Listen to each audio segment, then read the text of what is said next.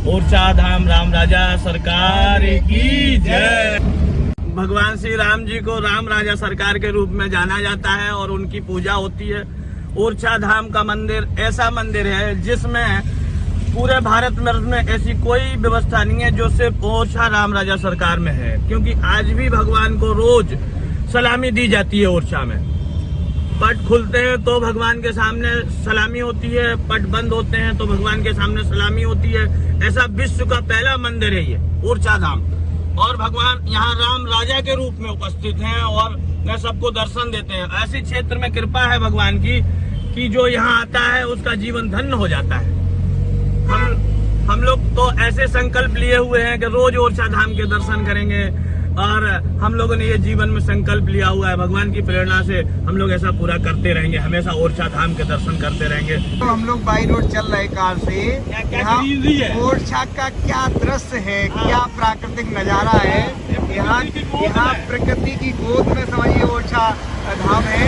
यहाँ पर कितने सुंदर वृक्ष लगे हुए, हरा भरा, बिल्कुल शुद्ध वायु, शुद्ध ऑक्सीजन, और यहाँ पर हम लोगों को बहुत अच्छा फील हो रहा है।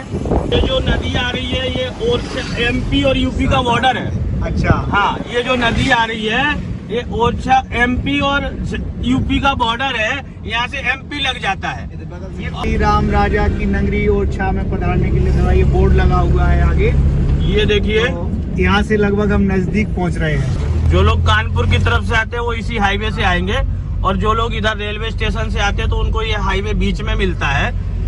और इस हाईवे को पार करके थोड़ा सा राइट जाने पर, फिर राइट होने पर ओरछा की रास्ता हो जाती है। ये रोड वैसे खजुराहो भी जाती है, खजुराहो जहाँ बहुत विदेशी सेलिब्रिटी लोग आते हैं।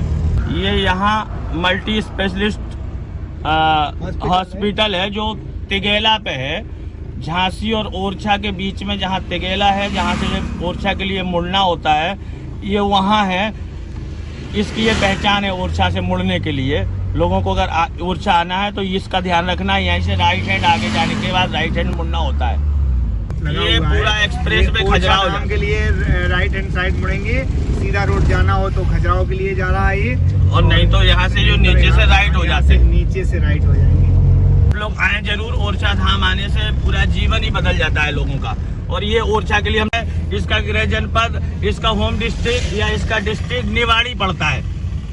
और ये ओरछा का दरवाजा है जहाँ से हम लोग ओरछा के लिए चलते हैं। ये ओरछा का दरवाजा है, और यहाँ सबसे पहले ताराग्राम पड़ता है। ताराग्राम है, और ताराग्राम हाथ कागज प्रकोष्ठ, भवन निर्माण प्रकोष्ठ, ऊर्जा प्रकोष्ठ, तारा हाथ कागज इकाई, ये रेडियो बुंदेलखंड 90.4, ये सारे यहाँ से रिले होते हैं। ताराग्राम बोलते हैं इसको। यहाँ एक संकीर्ण पुल है, उसमें सिंगल वाहन जा पाता है, जो अब आ रहा है। इसको पार करने के बाद यहाँ के हनुमान जी मिलते हैं जो कोतवाल है यहाँ के। अगर आपको जाना है तो कोतवाल के दर्शन करना, उनकी परमिशन लेनी होती है। तो ये ताराग्राम के जस्ट आगे पड़ता है। ये सिंगल पुल है, इसमें एक ही वाहन निकल पाता है यहाँ से। और नदी भी यहाँ छोटी सी है, एक नाला है। ये मैं आपको कोतवाल के दर्शन कराता हूँ और उनकी चरणों में अर्जी लगाता हूँ कि हम लोग का ब्लॉग सब लोग देखें।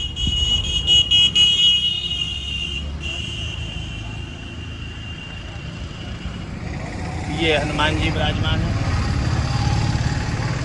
यहाँ से लोग जाते हैं, अपनी अर्जी लगाते हैं। यहाँ गौ माताओं का खूब जमावड़ा रहता है।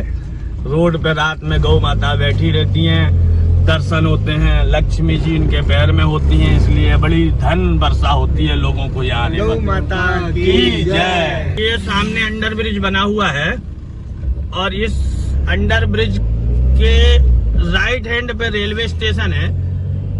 यहाँ पे पैसेंजर गाड़ियां रुकती हैं केवल, भी दिखा देते हैं। ये ओरछा रेलवे स्टेशन है। ये ओरछा का अंडर ब्रिज है रेलवे स्टेशन का। हम लोग इसके अंदर जाते हैं, फिर सीधे अंदर से निकलते हुए पार हो जाते हैं तो ये रेलवे स्टेशन पार हो जाता है, रेलवे लाइन पार हो जाती है। वैसे भी यहाँ झरने हैं तो पानी हमेशा बहता ही रहता है। गौशाला है, यहाँ 5000 गौएं हैं लगभग, और ये बहुत बड़ी गौशाला है यहाँ ओरछा धाम की।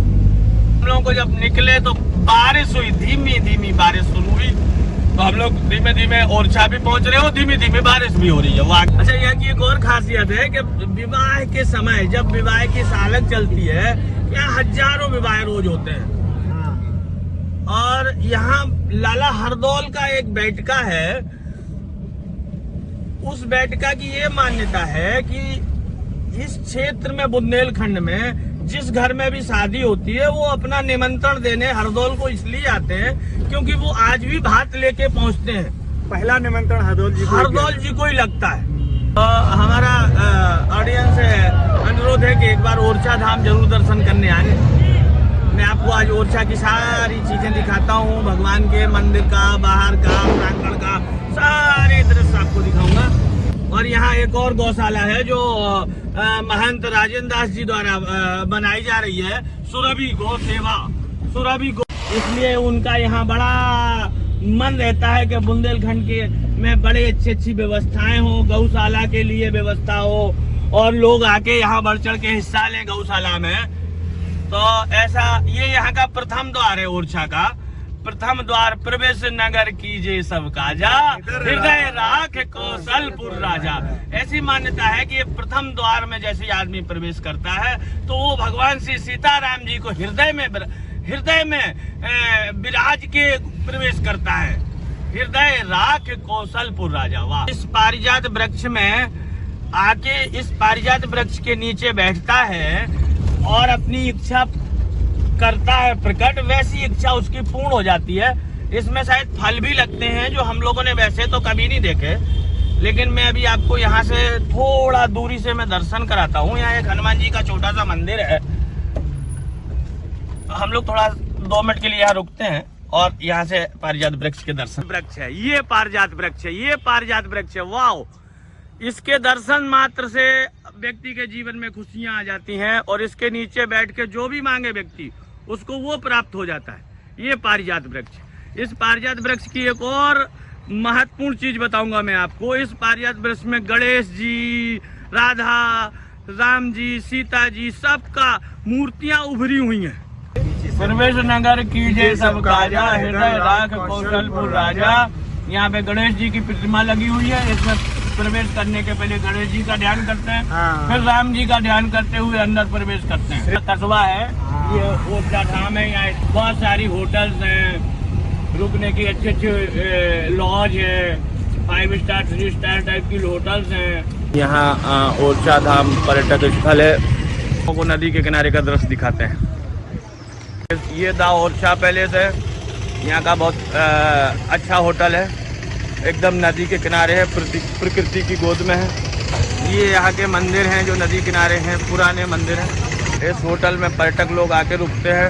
नदी किनारे यहाँ स्टॉल लगी रहती हैं, तो यहाँ पे पर्यटक लोग कार से अपने आके यहाँ भुट्टे गूंज जाते हैं और लोग आके अपना एंजॉय करते हैं शाम को। यहाँ कार पार्किंग भी है और यहाँ नदी भी है और यहाँ पे थोड़ा गहरा पानी है और यहाँ बोटिंग भी कराई जाती है शाम को।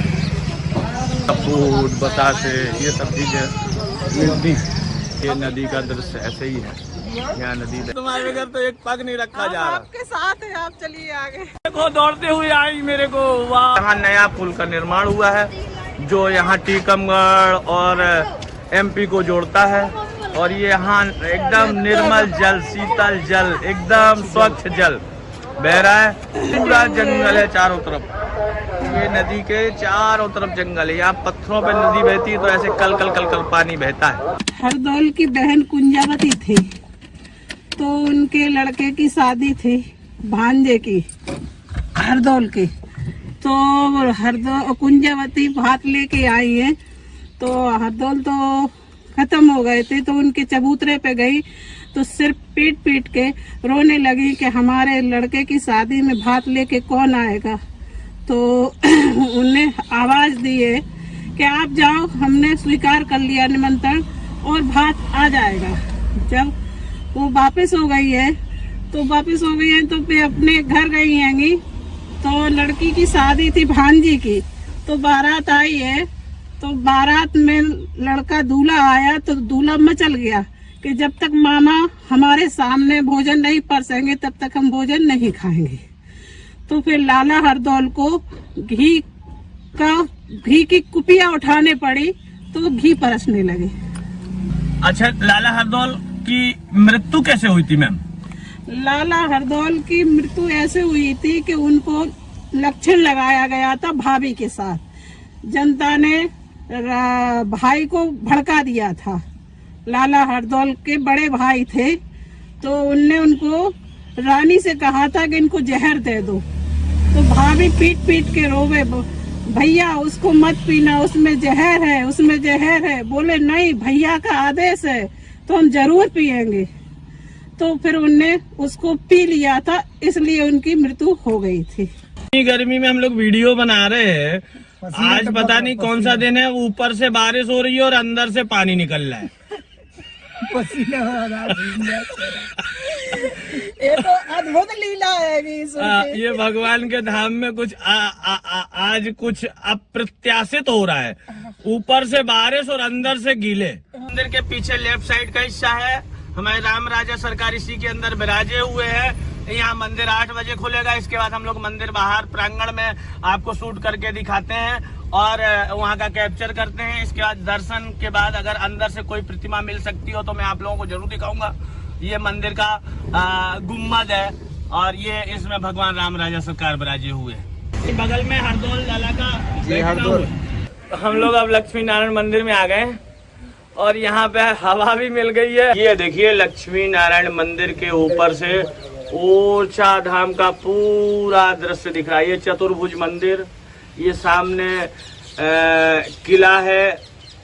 किला को मैं थोड़ा जूम करके दिखाता हूँ। ये किला है, ये चतुर्भुज मंदिर है, ये भूल भुलैया है। यही बाजू में बेतवा मैया बह रही है, जहाँ का हम आप लोग को अभी शूट करके लाए वो दिखाएंगे। और ये ओरछा धाम है, ये ओरछा नगर। ये राम राजा सरकार विराजे हैं। जो सफेद सफेद 2 छोटी छोटी गुम्बद दिख रही हैं,